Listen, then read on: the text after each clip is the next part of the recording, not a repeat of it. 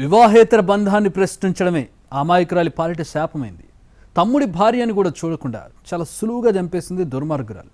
అంతేకాదు తను ఎదిరిస్తే అంతేనంటూ పోలీసులు ఎదుట ఒప్పుకుంది. తానే పెళ్లి చేసినప్పటికీ తమ్ముడు అతని భార్య అన్యోన్యంగా ఉండడం ఊర్చలేక హత్య చేసినట్టు తెలిపింది. దీంతో ఆ కళ్ళ వెనుక ఎంతటి కర్కశత్వం మనస్తత్వం ఉందో పోలీసులే చూసి ఆశ్చర్యపోతున్నారు. మలక్పేట శిరీష హత్య కేసులో కొత్త విషయాలు తెలుస్తున్నాయి. శిరీషను ప్లాన్ ప్రకారమే ఆడపడుచు సరిత చంపినట్లు పోలీసులు ప్రాథమికంగా నిర్ధారించారు. అంతేకాకుండా ఉద్దేశపూర్వకంగానే శిరీషను చంపేందుకు ముందుగానే ప్లాన్ చేసి మత్తు ఇంజెక్షన్లను తన దగ్గర పెట్టుకున్నట్లుగా గుర్తించారు. మరోవైపు సరిత మనస్తత్వాన్ని పోలీసులు అంచనా వేయలేకపోతున్నారు. ఆమె నిమిషానికి ఒక తీరుగా మాట్లాడుతూ వింతగా ప్రవర్తిస్తోందని చెబుతున్నారు పోలీసులు. ఈ ప్రవర్తన కారణంగానే ఆమె భర్త ఏడాది క్రితం అమెరికా నుంచి ఇండియాకు పంపేసినట్లు తెలిపారు. ఇండియాకి వచ్చిన సరిత ఇక్కడ వివాహేతర బంధాన్ని నడిపింది. ఈ విషయం తెలియడంతో శిరీష పలుమార్లు మందలించింది. దీంతో శిరీషపై సరిత కక్ష కట్టింది.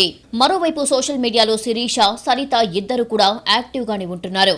ఇద్దరి మనస్తత్వాలు చూసినట్లయితే శిరీష చాలా సాఫ్ట్ గా ఉండే ఎవరు ఏమన్నా ఊరుకునేది. కానీ సరిత మాత్రం ప్రతిక్షణం అందరినీ ఎదిరిస్తూ కొట్లాడుతూ ఘర్షణలకు దిగుతూ ఉండేది. సోషల్ మీడియాలో తన ప్రొఫైల్ పిక్ చూస్తే సరిత మనస్తత్వం అందరికీ అర్థమైపోతుంది.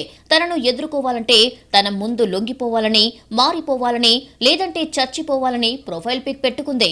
అటు పోలీసులను కూడా విచారణలో సరిత ముప్పతిప్పలు పెట్టింది. ఒక్కొక్కసారి ఒక్కొక్క విషయాన్ని చెప్పుకుంటూ వచ్చింది.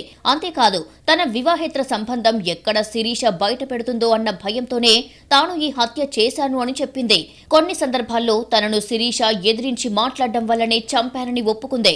మరొక సందర్భంలో తన ఎదుట ఎవరైనా ఎదుగుతుంటే చూసి ఓర్వలేకనే శిరీషను చంపాను అని తెలిపింది. సరిత, వినయ్ ఇద్దరూ కూడా అన్యోన్యంగా ఉండడాన్ని తాను జీర్ణించుకోలేకపోయానని చెప్పింది. ఈ నేపథ్యంలోనే తాను శిరీషను చంపాలని చాలాసార్లు ప్రయత్నాలు చేశారని వెల్లడించింది.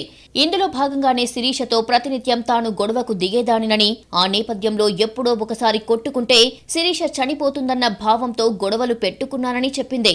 హాస్పిటల్ నుంచి ముందుగానే మత్తు ఇంజెక్షన్లను తెప్పించుకొని పెట్టానని, అవకాశం వచ్చినప్పుడు శిరీషను చంపాలని ప్లాన్ చేశారని పేర్కొంది. ఇందులో భాగంగా ఒక యువకుణ్ణి ట్రాప్ చేసి అతని ద్వారా మత్తు ఇంజెక్షన్ను తెప్పించుకున్నానని వెల్లడించింది.